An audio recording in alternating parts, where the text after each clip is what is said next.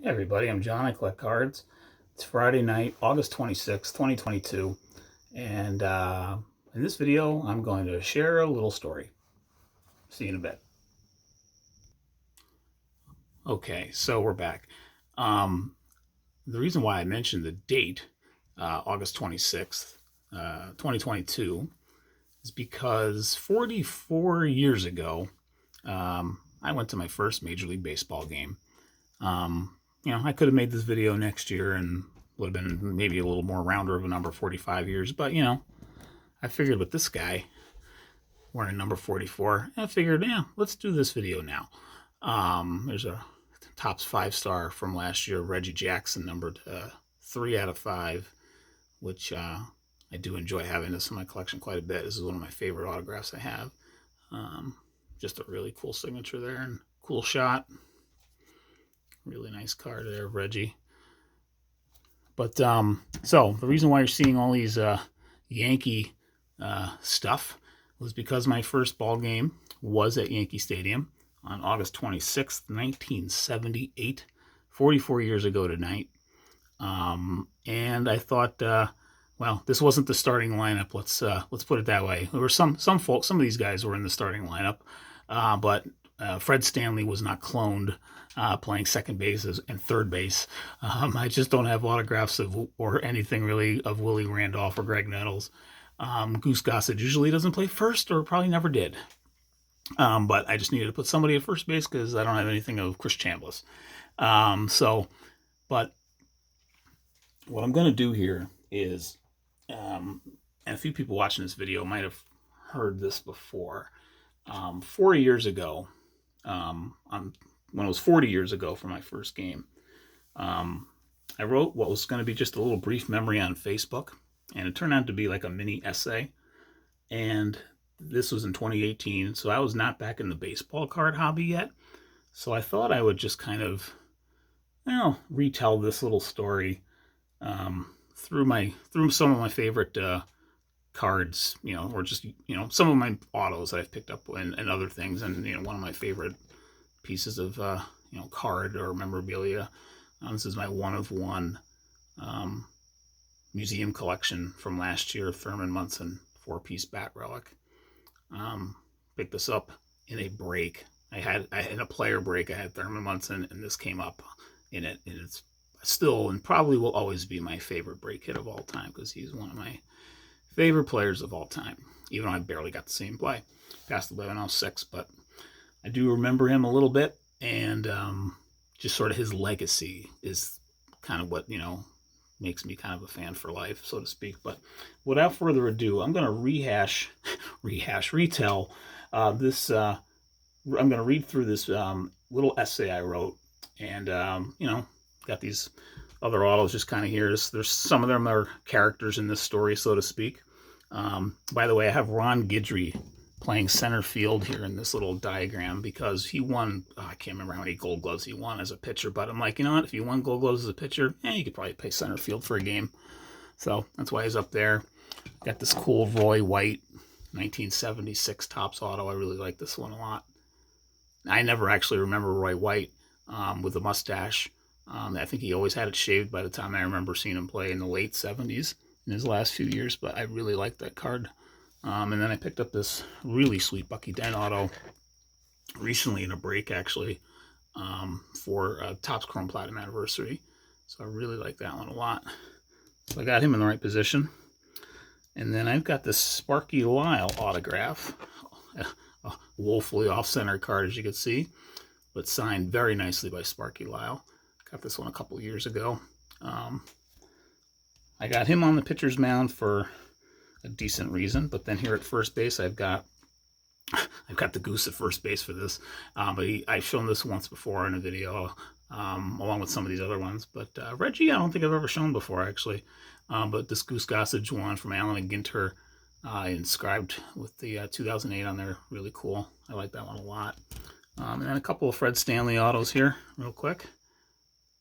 This was in ballpoint, actually. It's signed really nicely there. This one's from 74, which is a little harder to read there, photo itself's a little blurry, but I was, I'm like, I'll send him 2 cards, and he very generously signed them both. Thank you, Mr. Stanley. So I'm going to start this little story now, and it'll take a few minutes, not too long, but here we go, 5 minutes into this video. So let's get started. I'm amending it a little bit just because some of it was 4 years ago, so you might hear me sort of interject a little bit, something that sounds like more like today or present day, just to sort of like explain something. But here we go. Well, this isn't exactly brief, but that was my original intent. 40 years ago tonight, I attended my first Major League, 44 years ago tonight, I attended my first Major League Baseball game. It was a Saturday night, and I was 5 and a half, so I don't remember much of it, almost the idea of it more than anything else. But enough slices of it are in my memory that some kind of picture, some kind of impression remains. My dad and I sat in the second row behind the visitor dugout at Yankee Stadium. He somehow got those tickets after he had Al Rosen, the team president at the time, and a multi-all-star third baseman for the Cleveland Indians in the 1950s. The team president at the time, he had him in his yellow cab. The cab company he drove for, my dad, in the Bronx, had the Yankees as an account. Over the years, he occasionally picked up a Yankee or an opposing player and got a few autographs along the way. One pickup worked in the ticket office, actually, which proved to be a nice connection for the lower level behind the plate seats for a few years. Anyway, we lived in Westchester County, New York at the time. I remember Dad parking our car, it may well have been the cab, at the Jerome Avenue taxi garage, and another cabbie dropping us off at the stadium for the 8 p.m. game. Game times used to be 8 p.m. and 2 p.m. back then. The whole thing was kind of overwhelming, as one might imagine, but I do recall the lights and the green and the upper deck surrounding us that may as well have been a mountain range. It seemed so high.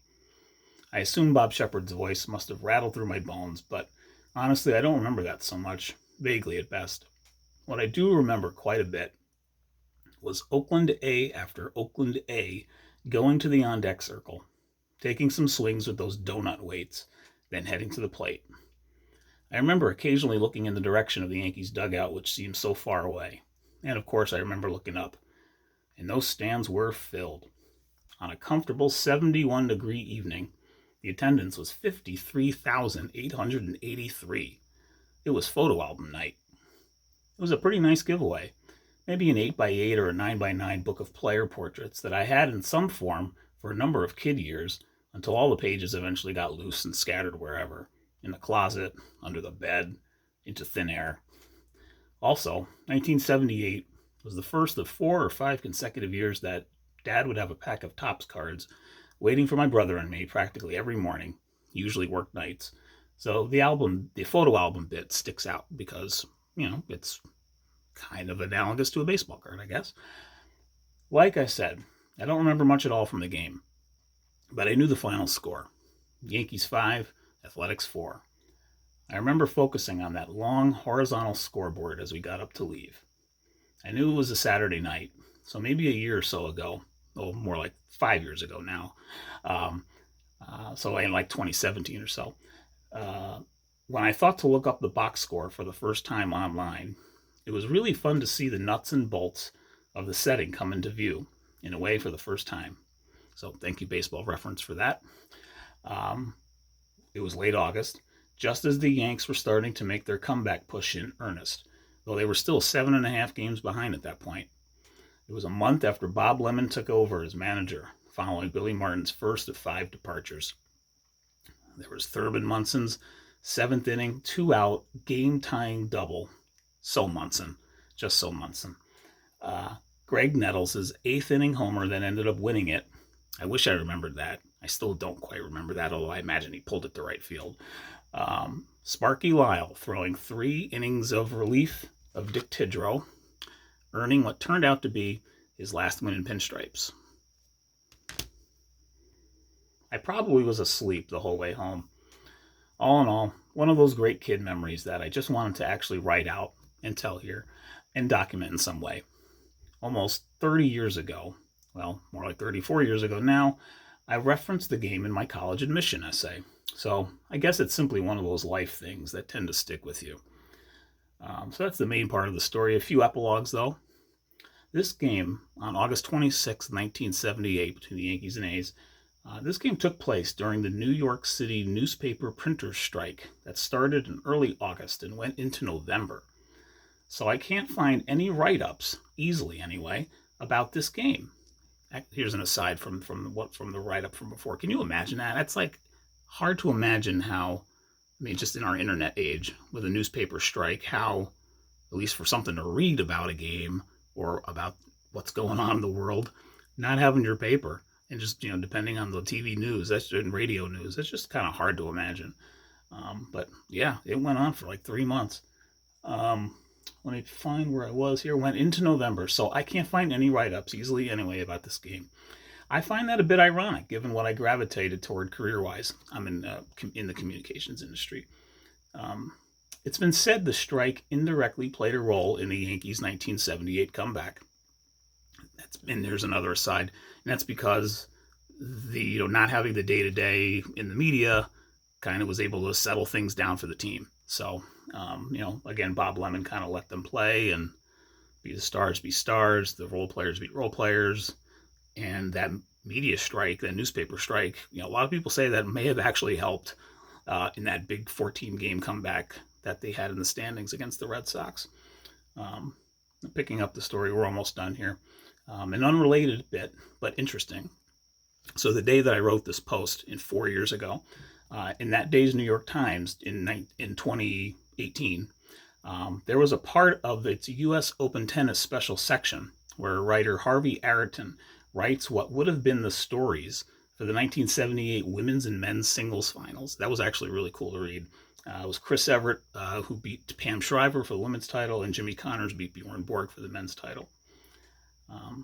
And also on this date 4 years ago, I wrote, just today, I came across a 1978 Yankee Pocket schedule PDF on the internet. Clearly, I had some time to kill that day to look for it. The game was not televised. So much for unearthing those YouTube clips someday of that game.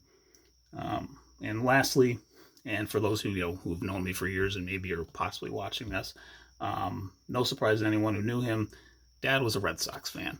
So I kind of close it with that because of what happened later that, into fall, and the Yankees pulled out that amazing divisional comeback and, went on to win another World Series.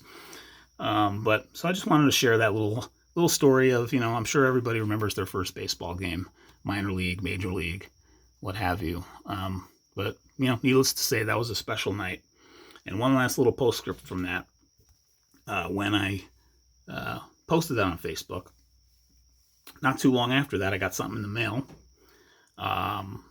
Turned out it came from eBay, and that was before I was really into eBay, because I buy a lot of cards, as you'd imagine, and I sell a fair amount as well, actually. Not as nearly as many as I buy, though, and actually I'm not buying as much as I have been in recent months, but anyway, on that day, probably about a month or so later, wouldn't you know it, this came in the mail. See if I can back this up a little bit and show it here. This is the 1978 New York Yankees photo album from that night. It turned out my brother sent me this and found this for me and sent it to me. So, Frank, thank you again for this find. It's really just awesome. I love looking through it. Actually, I just looked through it tonight before I put the camera on, and I probably hadn't looked at it in over a year. So it's just really cool to look at again. And actually, I don't know if there's no spine on here, so I can't remember if this thing had like text on the spine here and that fell off at some point. I don't think it did, actually. Which tells you this thing, it has a small stain on it right here, but this book is in really nice condition, actually. So when I turn the pages, and I will turn the pages here to show you a few pictures, I'm going to be really gentle in doing it, though. So there's Bob Lemon, the manager, and I imagine he was probably the late change in getting this made, because that would have been Billy Martin, because he just had gotten fired about a month ago before this, maybe 6 weeks ago, before this book came out. I'm not going to show every page, but I'll try to show some of the main players. Here's some coaches there. There's Elston Howard. There's Yogi up top left. There is nothing on these pages here, so it's just everything here. There's Paul Blair toward the end of his career. But he made some major contributions for the Yankees, like a defensive replacement outfielders, and had a few big hits in games too. There's Chris Chambliss, first baseman. Kenny Clay. I didn't remember that. I hadn't seen that name in a long time. It was sort of a fourth or fifth starter for the Yankees back then. Bucky Dent. Cool picture. I mean, these pictures are just super cool. Super cool. Ed Figueroa. I'll try to pick up the pace a little bit here. Rich Goose Gossage. This was his first year with the Yankees in '78. There's Louisiana Lightning, Ron Guidry. Went 25-3 that year. Year under 2, I know that. 1.7 something. I can't remember. Zeri Cy Young Award winner. He had his best year in 1978. He was practically unhittable for times and had an 18 strikeout game once that year too. Here's Don Gullett, who maybe pitched about 10 whole games for the Yankees. What I remember about this guy is he was always on the disabled list. He had a few really good years for the Reds, and George Steinbrenner, one of his many overpaid, free agent signings. And this guy didn't. I mean, I guess he probably pitched in at least one of the 3 postseasons in '76, '7, or '8, but I can't actually remember that. The guy was like always on the disabled list. His arm was dead, or his shoulder, or elbow, or something like that. Moving on, we got Mike Heath, backup catcher to Thurman Munson that year. May have been a rookie that year. Here's Jim Catfish Hunter. That's a cool picture. I like that one a lot. Super cool. He actually, he was really battling injuries and stuff himself, but he came through late in the season and really turned it around he helped stabilize that team too, in a way, because he kind of like regained his form near the end of that year. Reggie Jackson. That's just a cool picture. I mean, I've clearly seen these pictures in my life at some point when I was a kid and maybe just recently, but it's like there's still like shots that I don't remember really seeing. So it's like they still seem kind of new, and this book is in really nice condition. Here's Cliff Johnson. But yet, I don't have it wrapped up or anything like that because I want to enjoy it, So again, Frank, thanks for finding this. That's really cool. Jay Johnstone was kind of a pinch hitter kind of thing. Didn't really play much for the Yankees, though. There's Sparky Lyle. Look at that stash. Very cool. There's the captain, Thurman. Awesome stuff there. There's Greg Nettles. We're almost done, and then we'll wrap up this video. If you're staying with me here, thank you very much. I just thought I'd take down memory lane a little bit here. More of a story than the autos and such, although I hope you maybe poked at those too or looked at them a little bit while I read. Here's Sweet Lou Piniella. Cool picture there of him. Willie Randolph. This is probably, I think his rookie card is 76, I think. So this is only like his 3rd season, maybe. 3rd or 4th season. He started with Pittsburgh and came to the Yankees early. Mick the Quick. Mickey Rivers. A really cool shot there of him. And Jim Spencer, backup first baseman, actually was a pretty good platoon role player for the Yanks for a couple of years. Made some contributions. Freddie Stanley, the Chicken, was his nickname. Didn't have much stick, had enough glove, and was versatile in the infield. And Gary Thomason, he was sort of like a 5th or 6th outfielder for a couple of years for the Yankees.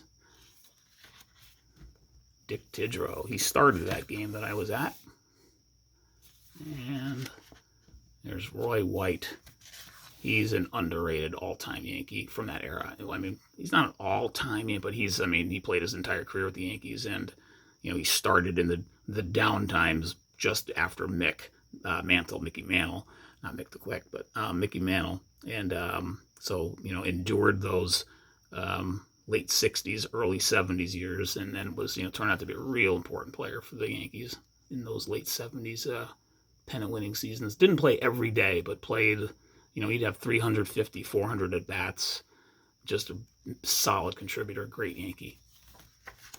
And there's a few more there at the end. Here's Brian Doyle, who turned out to be a star for the Yankees, or a huge piece for the Yankees in the '78 World Series, because Willie Randolph got hurt. A lot of Yankee fans know that. A lot of baseball fans know that.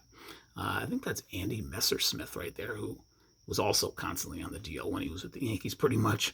At least by the time of that year, Jim Beattie, maybe it might have been his rookie year. He had a few good years for the Mariners, I think, pitching after the Yankees. But anyway, there you have it. There's this photo album. Very cool piece there. And here's just some autos here and that Thurman Munson relic. I thought I'd break these out and just sort of retell a story from back in the day, as they say. Enjoy your weekend, everybody, and I'll see you on the next one. Take care.